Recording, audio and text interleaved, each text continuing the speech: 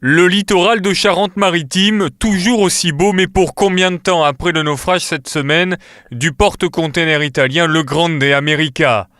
2200 tonnes de fioul lourd, dont une bonne partie pourrait arriver sur nos plages.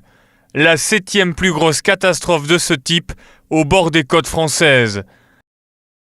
Les pouvoirs publics semblent vouloir tout maîtriser, y compris la communication, ce que contestent les techniciens et professionnels. La gronde monte, y compris chez les habitants qui ne comprennent toujours pas pourquoi rien n'est fait pour éviter que ce type de bateau, dont la corrosion était très importante, puisse naviguer et polluer.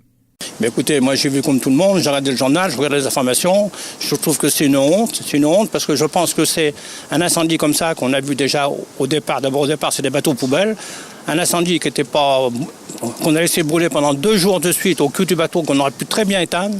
Faire nuire maintenant, il y a de la neige carbonique et tout ce qu'il faut pour éteindre, que c'est une honte et que personne ne fait des bateaux comme ça. On devrait les surveiller dans les ports. Ils devraient d'abord, dès qu'ils rentrent dans nos eaux, on devrait regarder ce qu'ils ont à bord et tout. Et moi, ce qui m'énerve le plus, c'est qu'à l'heure actuelle, pour faire du profit, on détruit la nature.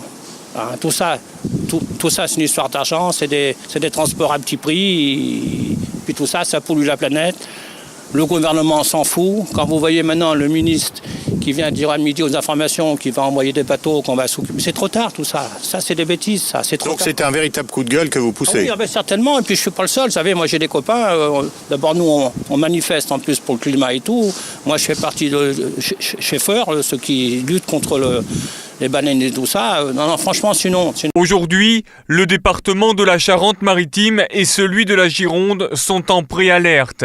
Les associations telles que la Ligue de protection des oiseaux et Sea Shepherd France le sont également. C'est un bateau qui est chargé de pas mal de déchets et qui a coulé dans une zone ultra poissonneuse, très riche au niveau biologique. Donc tout ce qui va flotter va obligatoirement venir vers la côte et se disperser sur une partie relativement large de la côte charentaise et peut-être vendéenne ou girondine. Les mairies installent sur les plages des barrières avec des consignes précises. C'est toute une région qui se prépare à vivre le pire. Ce pourrait être une autre catastrophe de grande envergure après la tempête Xynthia en 2010.